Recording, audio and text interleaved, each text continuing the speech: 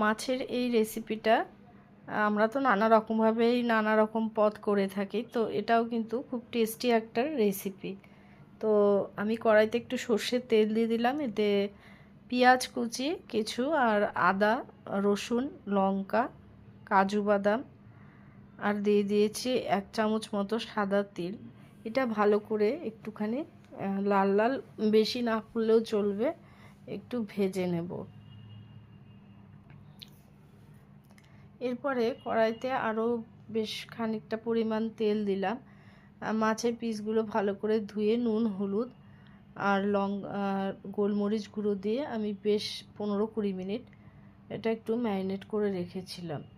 এবার টক দই দিয়ে যেগুলো ফ্রাই করে রাখলাম এই মশলাটা করে নেব। তো আমি ঘরে পাতা টক দই ইউজ করেছি। এরপরে সমস্ত মশলাটা মাছের সাথে ভালো করে মেখে নিয়ে আধ ঘন্টা রেখে দেব। এরপর কড়াইতে তেল দিয়েছি, তেলের মধ্যে জিরে, তেজপাতা, শুকনো লঙ্কা আর দারচিনি ফোড়ন দিয়ে ম্যারিনেট করা মাছগুলো এপিট ওপিট করে লাল করে ভেজে তুলে নেব। ভাজা হয়ে গেলে এরপরে যে মশলাটা দিয়ে মেখেছিলাম, সেই যে মশলাটা ওটা রয়ে গেছে, ওটা পুরোটা ঢেলে দিলাম আর একটু জল দিলাম, কাশ্মীরি লঙ্কা গুঁড়ো দিলাম। আমি আর এতে আর হলুদ দেব না, হলুদ একটু মানে মাছ মাখানোর সময় দিয়েছিলাম। তো এটা প্রায় কষে গেছে, তেল ছেড়ে দিয়েছে। এরপরে আমি এতে ভালো করে ঢেকে দিয়ে আরও একটুখানি কষিয়ে নেব। তারপরে এর মধ্যে দিয়ে দেব গরম জল। তো একদম আবার একটু কষিয়ে নিলাম। তো এবার একদম তেল ছেড়ে গিয়েছে।